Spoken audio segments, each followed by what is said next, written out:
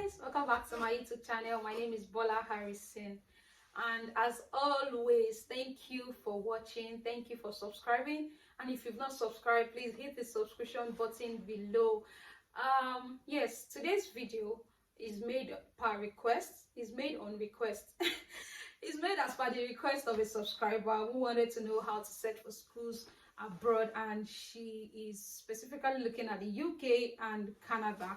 And as I promised, this is the video on how, or the techniques that I use to search for schools abroad.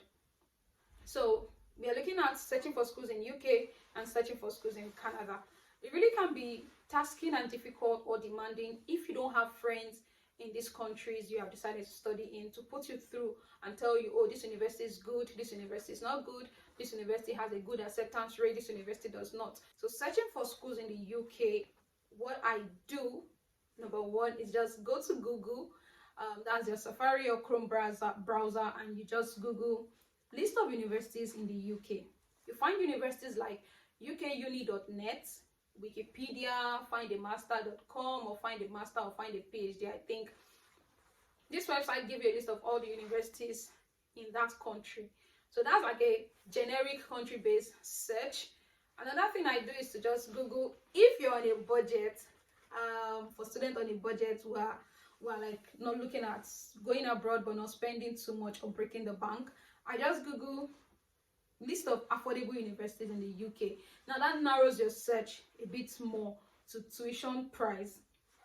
But if you're not on a budget and you're looking at acceptance rate, you might also want to Google universities in the UK for international students. And then when this comes up, you just begin to search acceptance rates of international students of so and so universities. So now let's come back to searching for list of universities. So after you've Googled list of universities in the UK, and you see this website gives you the list of universities and their ranking.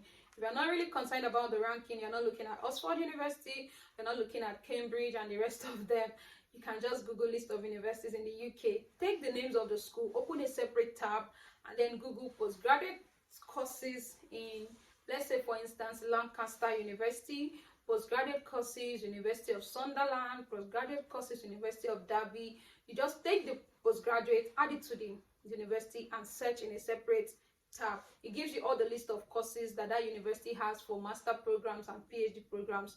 And if you are an undergraduate student too, you do the same thing. Undergraduate courses, University of Derby, undergraduate courses, University of Salford, and that's how you also search. Another thing you could do is a course-based search. If you already have a course in mind, for instance, MA Creative Writing, you just Google MA Creative Writing, University of Salford, MA Creative Writing, University of Hull. Now, if you are a student that is looking for funding opportunities, what you also do is universities in the UK that offer funding, universities in the UK with scholarship.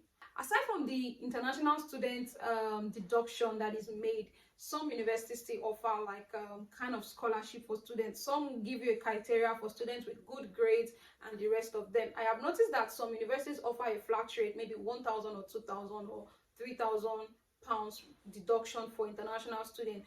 But then I also want to believe that there are specific universities with scholarship. You can also search for that. Another technique I do is, after I get the list of all the universities, I check their tuition fee payments, and then I check their payment structure for international students. You also want to find out, is it a 50% upon enrollment, including CAS that you have paid, or is it 34% including CAS? Now you also want to know, if it's a 50%, when are you paying the remaining 50%, or when are you paying the next payment? Some have a 34, 33, 33 payment plan. So you want to find out, are you paying the next 33 after you have paid the 34 including CAS? When are you paying it? Is it a month after enrollment or 2 months after enrollment? And do you have access to installment payment plan as an international student when you arrive? These are the things you also want to check. Now, when you do this, another thing that could also help, when you find a school and you apply, you also want to check WhatsApp group or threads online. You just Google WhatsApp groups for so and so universities, or Telegram groups, and you can join them and ask your questions there. That also helps. That's what I do, and it helps. So you can find threads also on Neraland. If you are a Nigerian, you should be familiar with Neraland, and if you are not, even if you are a non-Nigerian, you can just go on Neraland and you find, you know, threads that have been made for like some universities in the UK or abroad. Now, coming back to Canada, you want to also search list of universities in Canada.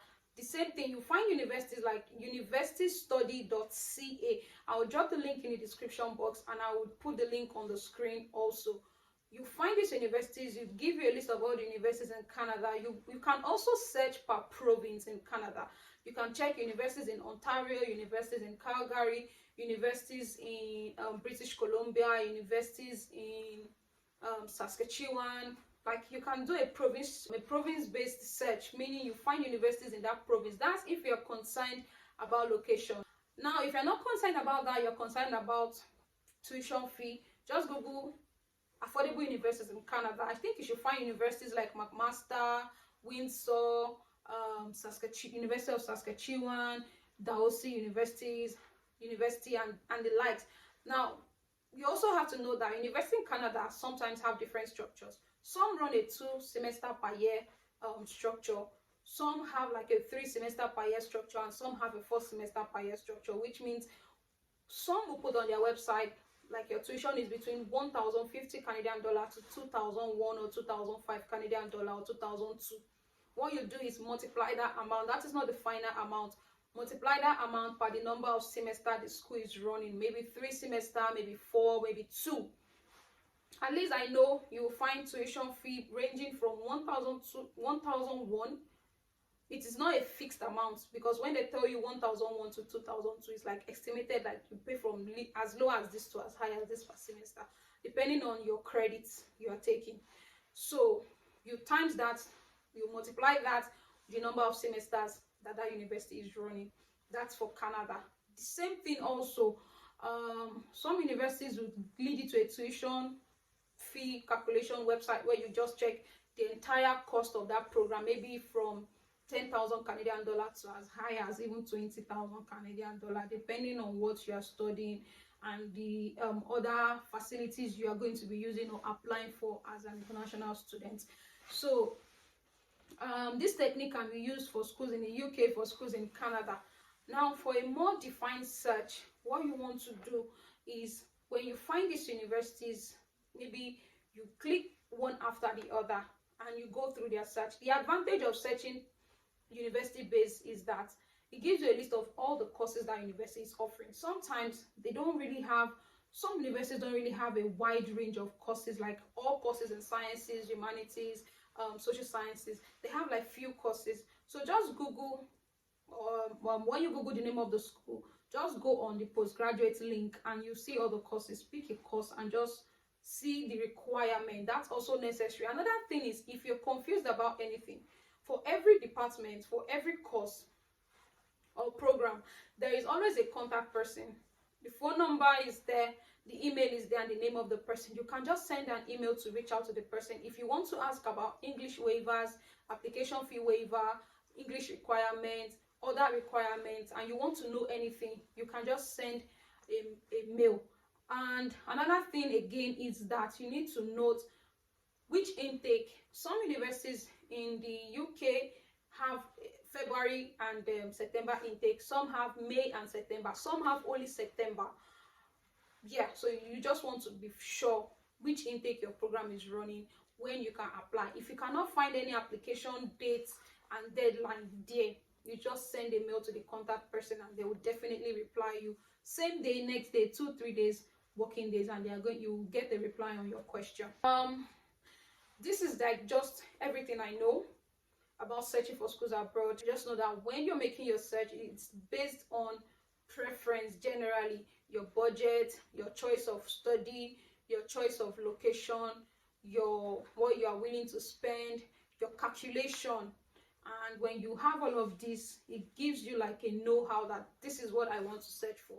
It is always better when you have a course in mind, because it gives you a much more narrow search. I really hope this video helped, and if you have any questions, you can leave them in the comment box below. Don't forget to give this video a thumbs up. Don't forget to like this video, and don't forget to share it. Thank you for watching. See you in my next video.